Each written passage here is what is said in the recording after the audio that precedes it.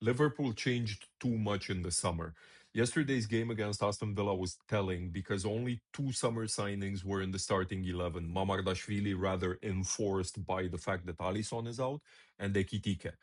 I think it's no coincidence that perhaps Liverpool's best performance this season came in a game where they reverted rather to last year's team. And Schlott probably knows this too right now. I don't think that the signings they made were bad. They're not bad players. It's just a matter of having brought in a lot of faces who were all or almost all expected to start pretty much every game. There's no time to build familiarity, there's no time to build on pitch relationships. So against Villa, Schlott reverted back to pretty much the same team from last season. Now, don't get me wrong, I'm a Liverpool fan as well. So fans, we tend to appreciate the shiny new toys.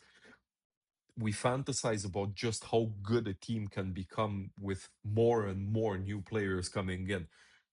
But sometimes it can be too much. And I think last night's game was proof positive of that.